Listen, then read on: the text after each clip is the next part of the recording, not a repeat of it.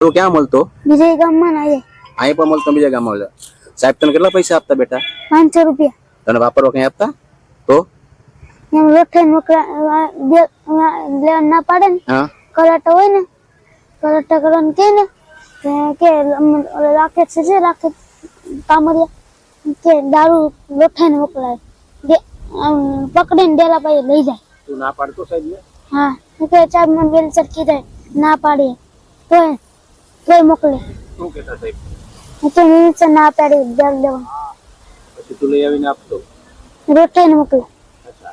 અને કેટલી વખત લઈ આવી દીધું તું બેટા ઘણી વખત એમ તો તારીખ 20/6 રોજ જે ઘટના બની એ મજકૂર શિક્ષકશ્રીની લેખિત રજૂઆત છે એ તાલુકા પ્રાથમિક શિક્ષણ અધિકારી શ્રી ઉનાને રજૂઆત કરેલી.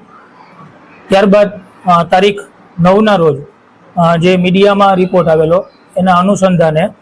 આજરોજ આચાર્ય શ્રી ખાપડ પ્રાથમિક શાળાને લેખિત એફઆઈઆર કરવા માટેને અધિકૃત કરતા આજરોજ કર્મચારી શ્રી ઉપર એફઆઈઆર કરેલ છે અને અત્યારે પ્રાપ્ત વિગતો મુજબ કર્મચારી શ્રીને ફરજ મોકૂફ કરેલ છે. સોમનાથ જિલ્લાના ઉના તાલુકાના ખાપટ ગામે એક શાળામાં શિક્ષક દ્વારા વિદ્યાર્થી પાસે કેફી દ્રવ્ય મંગાવવાનો જે અહેવાલ વર્તમાન પત્રમાં પ્રસિદ્ધ થયો તેનું સંજ્ઞાન લઈ અને તાત્કાલિક પગલાં લેવા માટે અધિકારીશ્રીને આદેશ આપેલા અને જેના પરિણામે એ શિક્ષકને તાત્કાલિક અસરથી ફરજ મોકૂફી હેઠળ મૂકવામાં આવ્યા છે. આ ઘટનામાં તપાસ સમિતિની પણ રચના થઈ ગઈ છે અને તપાસ સમિતિના અહેવાલના આધારે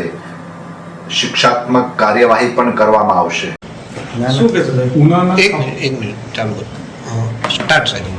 ઉનાના ખાપટ ગામે શિક્ષક દ્વારા જે દારૂ અંગેની બાળક જોડે દારૂ અંગે મંગાવવા અંગેની જે રજૂઆત હતી તે સંદર્ભે આજ રોજ ડીપીઓ દ્વારા ત્યાંના આચાર્ય શ્રીને ઉના પોલીસ સ્ટેશનને ફરિયાદ આપવા મોકલતા પોલીસે તાત્કાલિક ફરિયાદ દાખલ કરી છે. દારૂ કબજે કર્યો છે અને આરોપી શિક્ષકને પકડવા માટે એક કોમ્બિંગ કરી અને ધરપકડ માટેના ચક્રો ગતિમાન કરવામાં આવ્યા છે.